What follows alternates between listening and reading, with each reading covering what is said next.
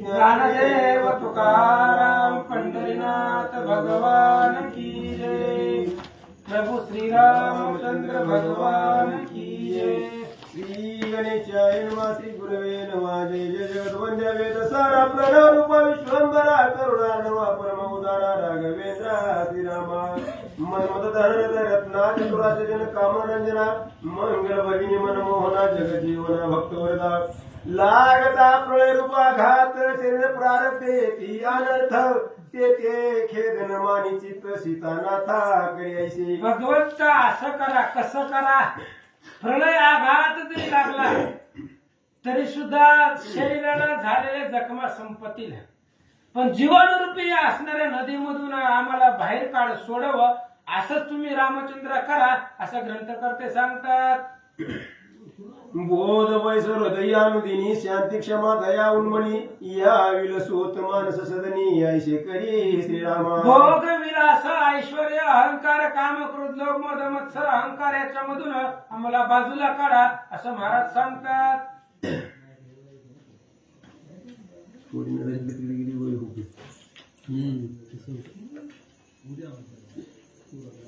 श्रवण कीर्तनादी नवविध भक्ती सत्समागम घडवा हो रात्री तुझी चरित्र ऐकता सीतापती चित्तवृत्ती आनंदो। आणि श्रवण कीर्तन नवविध भक्ती आहे, संत समागम आहे, आम्हाला हेच घडावं आणि तुझं चिंतन तुझी कथा आमच्या कानावरती पडावं एवढंच आम्हाला द्या असं महाराज सांगतात। चराचराकृती रचना तू विश्व स्वरूप भाससी तन मना व मन देखो निवासना विषय विटये ओ तैसा।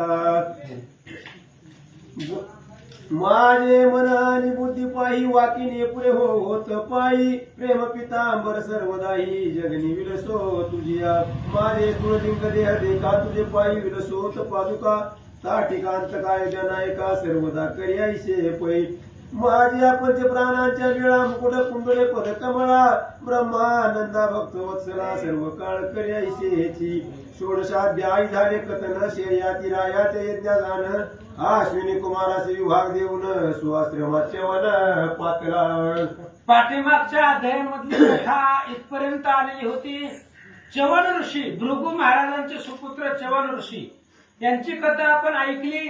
शर्यती राजाने यज्ञ केलेला आहे, त्या यज्ञातला भाग व प्रसाद अश्विनी कुमारांना दिला, त्यांच्याही मनाचं समाधान केलं, इंद्राचा अपमान केला, त्याचंही गर्वहरण केलं आणि रामचंद्राच्या यज्ञासाठी चवन महाराज गेले इथपर्यंत कथा पाठीमाग झाले। ते शत्रुघ्न गेला दर्शना वाहिले यज्ञ कारण तेने चवन ऋषींच्या मनात आनंद झाला पै।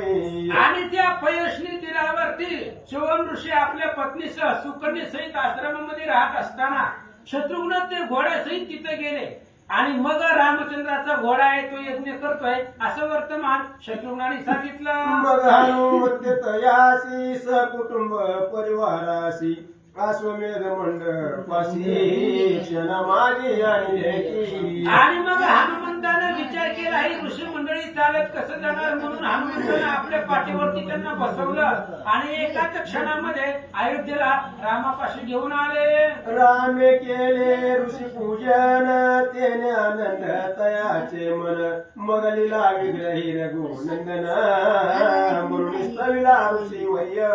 आणि रामचंद्राने त्या ऋषींचं स्तवन केलं आणि मग ऋषींची पाद्यपूजा केली अशा प्रकारे सांगतात। शेष म्हणे वाचायना आता पुढील कथानुसंधाना वर्णितो तया पुढ्या मना स्वस्त करी श्रवणाते। शेष महाराज पाताळाच्या ठिकाणी वत्सयन ब्राह्मणाला ऋषीला सांगतायत आता पुढची कथा ऐक, तू व्यवस्थित ऐकतोय म्हणून मी सांगतोय।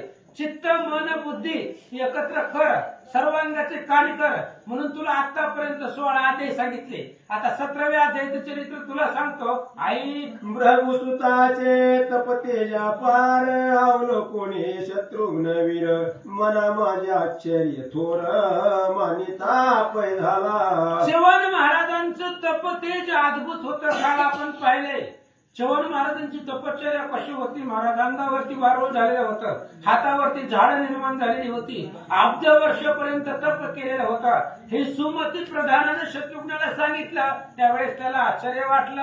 मग आश्रम माझारी स्थिर राहो निक्षण भरी वारू निघाला पवना परी दळभार मागे चालिला. मग आता ते आश्रमामध्ये तेवढा रात्र राहिले आणि पुन्हा घोडा पृथ्वी प्रदक्षिणासाठी पुढे निघाला. वाऱ्याच्या वेगाने घोडा निघालेला होता आणि पुढे कुठं चालला. तो पुढे नगर एक रत्नकटार नामे सुरेख तेथील राजा विमला खेळामत राज्य करीतो प्रतापे. रत्न तटावलं नावाचं एक गाव लागलं, नगर लागलं आणि त्या नगराच्या सीमेमध्ये घोडा गेला. त्या नगराचा राजा विमलाख्य नावाचा राजा त्या नगरीचं राज्य करत होता. या नगराबाहेरी श्याम कर्ण गेला सत्वरी नवल पाहून ते तीनच्या विरी तया प्रतिधैर्यला. आणि त्या नगरामध्ये घोडा गेल्याबरोबर त्या असणाऱ्या विमलाख्य राजाचे काही मंत्रिमंडळ प्रधान सेवक होते. सेवकांनी तो घोडा पाहिला आणि पाहिल्याबरोबर त्यांनी घोडा पकडला. मस्तकीचे पत्र वाचून म्हणती हा यज्ञ वारू जाण तरी कळू राजा लागून म्हणून सत्वर पै गेले. त्यांनी घोडा पकडला. घोड्याच्या मस्तकावर वाचलं आणि त्यांनी विचार केला घोडा पकडण्याच्या आधी आपल्या राजाला सांगू की घोडा आलेला आहे, पकडायचा का नाही. राजा सांगेल. ओ राव बैसला सिंहासनी तया सांगती हात जोडूनी एक श्याम कर्ण आला भुवनी तया मी धरिला असे. आणि राजा सिंहासनावरती बसलेला होता. सेवक आले, हात जोडले. सेवकांनी सांगितलं महाराज एक घोडा नगरामध्ये आलाय, त्याला आम्ही पकडलं असं सांगतात. तया मस्तकी असे पत्रिका मी वाचून पाहिली ऐका अयोध्यापती रघुनायक पाप घडले दारुण. आणि त्या घोड्याच्या मस्तकावरती एक पत्रिका लिहिलेली आहे. ती पत्रिका आम्ही वाचली म्हणून धरला. अयोध्येचा राजा असणारा भगवान श्रीराम, त्या रामाकडून पाप झालं आणि ते पाप संपवण्यासाठी त्यांनी रामाश्रम यज्ञ केलेला आहे आणि ते यज्ञासाठी घोडा सोडलेला आहे असं आम्ही ऐकलं, वाचलं. तयाचे निरसन वावया करिताशे यज्ञ तेने पृथ्वी जिंकावया लागून श्याम कर्ण सोडला. त्या रामाकडून जी पाप घडले ती पाप संपवण्यासाठी ब्रह्म हत्येतील ब्रह्मवंशातील कुळांतील राक्षसांना मारल्यामुळे ब्रह्म हत्येचं पातक लागलं. ते पाप संपवण्यासाठी आश्रमविधीने आरंभ केला आणि घोडा सोडला. जो कोणी धरिले याते सिद्ध व्हावे त्याने युद्धाते नातरी करुणे सन्मानाते साई व्हावे आम्हासी. आणि मग त्या घोड्याच्या पत्रिकेवर लिहिलं होतं, मस्तकावरती पत्रिका लिहिली होती ज्याच्यामध्ये सामर्थ्य आहे, जो कोणी योद्धा आहे त्याने घोडा पकडावा आणि मग आमच्या सैन्याबरोबर युद्ध करावं असं त्या घोड्याच्या मस्तकावर वाचलं. आयशे लिखिता मी वाचिले आपणा कळविले वहिले आता काय करावे ते आज्ञा पिले पाहिजे आपण आम्हासी. आणि महाराज आता काय करायचं सांगा. घोड्याच्या मस्तकावरती असं लिहिलेलं आहे. मग आता घोडा पकडलेला आहे, मग घोडा माघारी द्यायचा का युद्ध करायचं सांगा. आईचे ऐकोनी वीर वचन प्रधानादी सभा मिळवून शास्त्रज्ञासी कर भार देऊन सायलाने नेमिले. विमलाख्य राजाने विचार केला रामाचा घोडा कशाला पकडायचा आहे. अरे ज्यानं रावण कुंभकर्णाला मारलंय त्याला आपल्याला मारायला काय वेळ लागतोय. नको म्हणले त्या शत्रुघ्नाला बोलवा, करभार द्या आणि आपण बी घोड्याच्या पाठीमागे जाऊ असं तो राजा सांगू लागला. भार सिद्ध करून रथगज तुरंगादी जाण ऐशा सेनेसह आपण समोरा राजा जाण शत्रुघ्नाशी. राजानं धडभार घेतला, आपलं सगळं सैन्य घेतलं, द्रव्य भांडार घेतले आणि शत्रुघ्नाच्या पुढं शरण आला. होता शत्रुघ्नाचे दर्शन विमलाखे केले नमन वस्त्रभूषणी पूजन यथा विधी पै केले. शत्रुघ्नाची पूजा केली, व्यवस्थित पाद्यपूजा केली, वस्त्रभूषण अंगीकार मान सन्मान सगळा त्या राजानं केला. नाना रत्ने आणि सुवर्ण ऐसे पार देऊ निधन तो सेविले शत्रुघ्ना लागून आपण संगे चालिला. आणि त्या विमलाख्य राजानं नाना प्रकारची वस्त्र अलंकार भांडार सगळं दान द्रव्य दिलं आणि शत्रुघ्नाच्या पाठीमाग त्या घोड्याबरोबर राजा निघाला. राम कर्ण पुढे चालिला मागुनी कुमार लोटला ऐसा जाता जाता पाहिला एक महापर्वत. आणि मग घोडा पुढे निघालेला आहे, पाठीमागून सगळं सैन्य दळभार निघालेला आहे आणि घोड्या जात असताना एक भव्य दिव्य मोठा पर्वत, त्या असणाऱ्या पर्वतापर्यंत घोडा गेला. या लाग्या अवलोकून आश्चर्य करी तो शत्रुघ्न पर्वत दिशे शोभायमान उंच गगन चुंबित. आणि त्या पर्वताला पाहिले शत्रुघ्नानं आश्चर्य करू लागला. गगनचुंबित आकाशापर्यंत ती पर्वत, त्याची उंची एवढी गेलेली होती म्हणून शत्रुघ्नाला आश्चर्य वाटलं. काय म्हणतात? शिखरे असती स्फटिकांची तैशीच जाना कांचनांची काही असती रौप्याची ऐशी शोभती अनेक नाना वनस्पतीचे भार तेथे गुहा असती पार वाती उदकांचे पाजर जैशी गंगा पडत असे बहुत असती तपोधन श्रमली सती शोभायमान कनकवल्ली वस्तू वृक्ष लागून चौकडे वेष्टिल्या मयूर हंस कारणव पक्षी असती अभिनव तया माझी मंजुळरव कोकिळा गाती स्वानंदे तेथे सिंहानी हस्ते यांची एके स्थळी वसती सर्प मूषक नांदती एके ठाई निर्वैर पै सकळ देवता तेथे येती अप्सरवा गंधर्व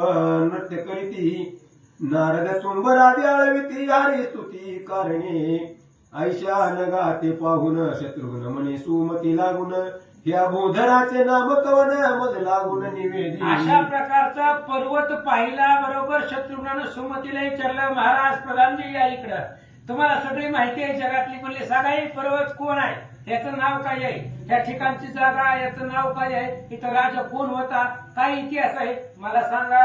अपूर्व शोभा पाहता आनंद झाला माझ्या चित्ता तरी पार्वती देवता कोण असे ते कथी. या पर्वतावरती कोणची देवता वास्तव्य करते, या पर्वत एवढा दिव्य भव्य काय, या असणाऱ्या पर्वताचं कथन मला सांग.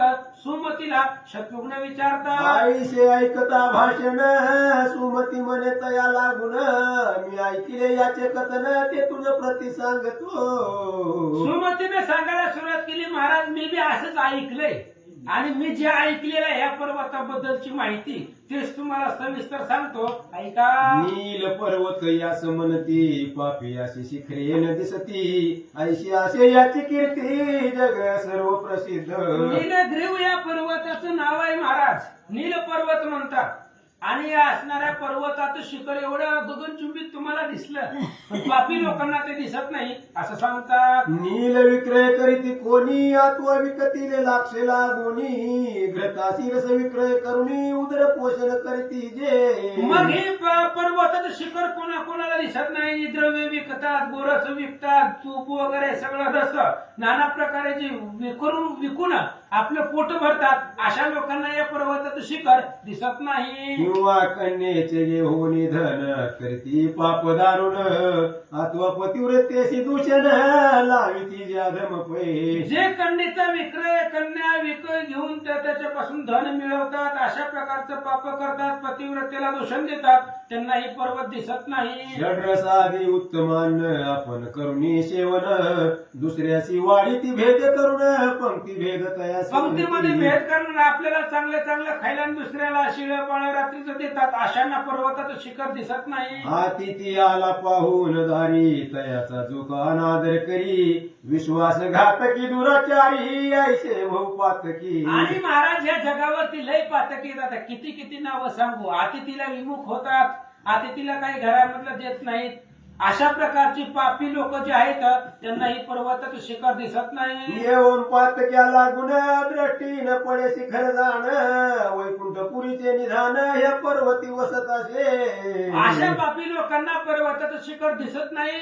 वैकुंठपुरामध्ये राहणारा भगवंत त्याचं अधिष्ठान या पर्वतावर आहे असं महाराज सांगतात. लक्ष्मी सहित नारायण येथेची वस्ती अनुदिन तरी ह्या आद्रीवरी जाऊन करावे पूजन तयाचे. लक्ष्मी नारायण भगवान श्री विष्णू आणि लक्ष्मी या पर्वतावरती वास्तव्य करतात म्हणून शत्रुघ्नजी पर्वतावर जाऊ आणि त्या महादेव भगवंताचं पूजन करू. नैवेद्य अर्पून हरिते बक्षिशेष राहिल्या ते तो पावेल स्वरूपता मुक्ती ते ऐसे कथन ऐकिले. महाराज या पर्वतावरती भगवान श्री विष्णू लक्ष्मीचा वास आहे. त्यांची पूजा करून राहिलेला प्रसाद जर भक्षण केला तर सायुज्यतापदी मुक्ती त्याला भेटते असं आम्ही ऐकलं होतं. याविषयी लागून कथा सांगतो पुरातन श्रवण करिता समाधान होय सकळा लागोनी. म्हणून याच्यासाठी एक तुम्हाला कथा सांगतो म्हणले.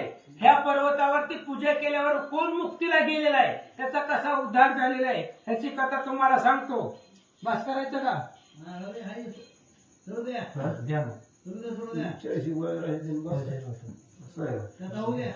रत्नग्रीव नामे राजा विख्यात महाधार्मिक पुण्यवंत काची नामक नगरीत राज्य करीत भोकाळ. सप्तपुरा मोक्षपुऱ्यामधले एक कांची नावाचं नगर आहे आणि त्या नगरामध्ये रत्नगिरी नावाचा राजा अतिशय असणारा पुण्यवंत त्या गावामध्ये राहत असताना राज्य करत असताना काय झालं. जयाच्या राजा मधारी ब्राह्मण क्षत्रिय वैश्यावधारी शूद्रादी होते स्वधर्माचारी नसे दुराचारी कोणी. त्या रत्नगिरी नावाच्या राजाच्या नगरीमध्ये सगळे पुण्यवान लोक होती. वाईट धर्म पापी अशा प्रकारे कोणी नव्हतं. असा राजा धर्मानं वागत होता. राज्यात नसे पापलेश जिकडे तिकडे हरिनाम घोष प्रजेपासून न घेही विशेष षडांश मात्र घेत असे. आणि तो रत्नगिरी राजा अतिशय धार्मिक होता. राज्यामध्ये प्रत्येकाच्या घरामध्ये प्रत्येकाच्या मुखामध्ये भगवंताचं नामस्मरण, प्रत्येक घरामध्ये भगवंताचं चरित्र कथा चालत होती.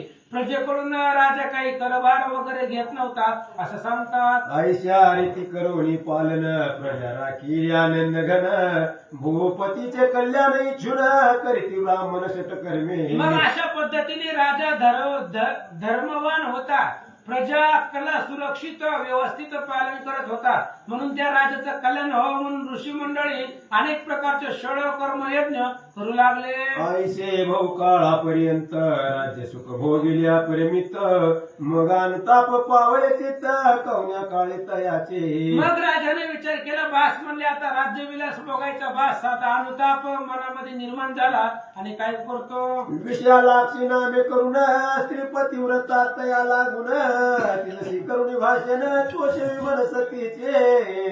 विशालाक्ष नावाची पत्नी होती. त्याची अतिशय सुंदर तरुण होती आणि गोड बोलून तिच्या बरोबर संसार करून तिचं मन प्रसन्न केलं. आज पाहे आपुला सूत सर्व गुणी असे युक्त चतुरंग सैन्या परिमित असे आपण जवळ पै. आणि त्या नीलग्रीव राजानं सांगितलं म्हणले आपल्या पत्नीला बघ म्हणले. सगळं ऐश्वर्य आपल्यापाशी आहे, आपला मुलगा आहे, एवढं धार्मिक सगळं सुखानं चालत असताना काय झालं. ईश्वर कृपे आपणासी न्यूनता नसे आज दिवशी परी माझी अंतकरणाची इच्छा एक उद्भवली. म्हणून आता एक माझ्या मनामध्ये इच्छा निर्माण झालेली आहे. डबल वाचा वाचा. ईश्वर कृपे आपणासी न्यूनता नसे आज दिवशी परी माझी अंतकरणाची इच्छा एक उद्भवली. आणि त्या पत्नीला तो राजा सांगू लागलेला आहे. रत्नगिरी राजा म्हणले भगवंताच्या कृपेनं आपल्याला सगळं आहे, कशाची कमतरता नाही. पण माझ्या मनामध्ये एक इच्छा निर्माण झालेली आहे.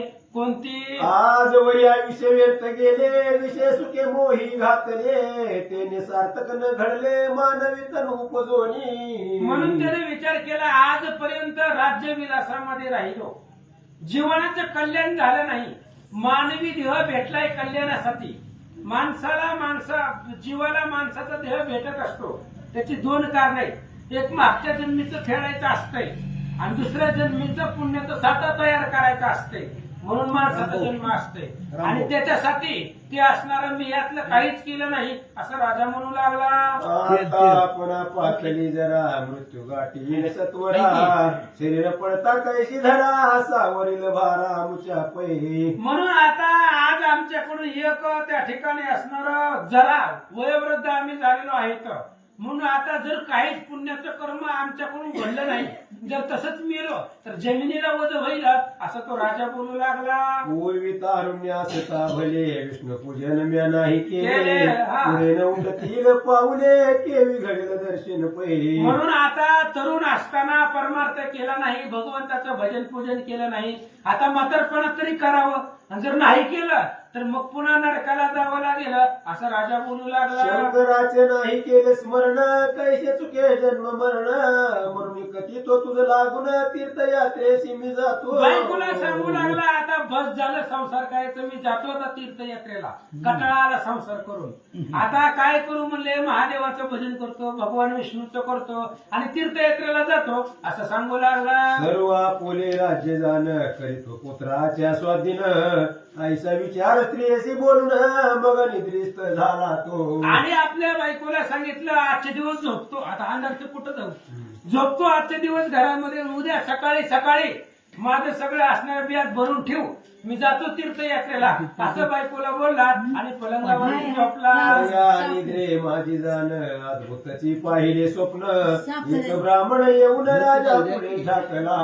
स्वप्न पडलं आणि स्वप्नामध्ये झोपी गेला, स्वप्न पडलं, स्वप्नामध्ये एक ब्राह्मण राजाच्या स्वप्नामध्ये गेला आणि काय झालं, जवत्याशी भाषण करावे तो जागृती झाली स्वभावे, हे काय आश्चर्य दाविले देवे म्हणून चिंता वाटली. आणि ते ब्राह्मण स्वप्नामध्ये आला आणि त्या ब्राह्मणाला काहीतरी राजानं बोलणार, एवढ्या वेळामध्ये जागा झाला, झोपीतनं उठला, स्वप्नभंग पावलं, विचार केला ही ब्राह्मण काय फक्त तोंड दाखवायला आलता का, स्वप्नामध्ये कशासाठी आलतं, काहीतरी विपरीत किंवा भगवंतांनी लाघव केलेला आहे असं त्याला वाटलं. मग प्रातः काळी उठून स्नान संध्या करी आपण, दान धर्म आदी करून सगळे येऊन बसला. आणि मग सकाळी उठला, रोजचे आपल्या क्रियाकर्म उरकलं, सभेमध्ये जाऊन बसला, दान धर्म केलं आणि सभेमध्ये पुन्हा काय घडलं, तो काय वृत्तांत घडला सभे माझी ब्राह्मण आला, रात्री जो स्वप्नी देखील तोची ओळखीला राजाने. मग ते असणाऱ्या सभेमध्ये एक ब्राह्मण आला, राजाने ओळखलं ही रात्रीच आहे, स्वप्नामध्ये आलेलं, स्वप्नामध्ये आलं, आपण काही बोलणार एवढ्या त्या दृश्य झालं, स्वप्नही भंग पावलं, मग आता जागृतीला तीच ब्राह्मण स्वप्नातला आहे असं राजाने विचार केला. मस्तकी जटा धारण दंड कमंडल हाती घेऊन, कासे नेसला कौपिन हाती स्मरणी नामाची. आणि हातामध्ये माळ आहे, असणाऱ्या मुखामध्ये स्मरण आहे, कौपिन आहे कमरेवरती, डोक्याच्या जटा वाढवलेल्या आहेत, असं स्वरूप त्या ब्राह्मणाचं होतं. आईसा पाहुली ब्राह्मण राजा उत्तरला सिंहासनावरून, तयाशी केले साष्टांग नमन स्वकल्याण कारणे. अशा पद्धतीने राजा उतरला, सिंहासनावरून उतरला, त्याच्या असणारा चरण दर्शन घेतलं, त्याला नमस्कार केला, काय करतो मग वैसवुनी आसनी यार्घ्य पाद्य आदी पूजा करुणी, सन्मुख उभा कर जोडुनी दीनवदन पुसत असे. आणि मग राजा त्या ब्राह्मणाच्या पुढे हात जोडून दीनवाणीनं करुणवाणीनं काय बोलू लागला, जो कोणी ध्येय आपण केले असेल तीर्थाटन, करीत या माझी जनन मरण मोचत तीर्थ कोण ते. आणि त्या ब्राह्मणाला विचारू लागला, राजा महाराज तुम्ही जगतामध्ये फिरला असाल, तीर्थाटने केली असतील, पण कोणत्या तीर्थाला गेल्यावर उद्धार होतोय सांगा.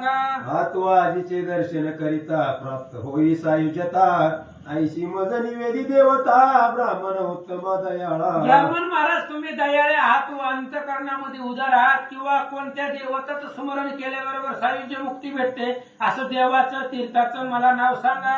हा तुले कृपा होईल मजवरी, तरी तरेन मी दुराचारी, भाषण ऐकोणी अवसरी विप्रवद तो तया ते. आणि तुमच्या मुखामधून तीर्थाचं नाव ऐकलं, देवाचं नाव ऐकलं की माझा उद्धार होईल, मी त्या तीर्थाला जातो, त्या देवाचं दर्शन घेतो असं राजा बोलल्याबरोबर ब्राह्मण देवता काय म्हणतात, जनन मरणापासून मुक्त करील राम दया घन, जयाचे ध्यान पंचानन सर्व काळ करीत असे. ब्राह्मणाने सांगितलं जन्म मरणापासून मुक्त करतो असा एकच राम आहे, ज्याचं भजन महादेव सुद्धा करतात, पंचवदन ज्याला ध्यातात हृदयामध्ये तो राम आहे असं ब्राह्मण सांगू लागला. पाप मोचका संख्यात तीर्थक्षेत्र देखील पृथ्वीत, त्यातील संक्षेप तुझं प्रत कथितो की राजोत्तर राजा पाप आणि असे तीर्थ भरपूर आहेत सगळेच कुठल्या बी तीर्थाला जावा पाप संपत पण मुख्य जी श्रेष्ठ श्रेष्ठ तीर्थ आहे त्यांची लिस्ट सांगतो आई. अयोध्या आणि शरयू तीर तापी अवंतिका सुंदर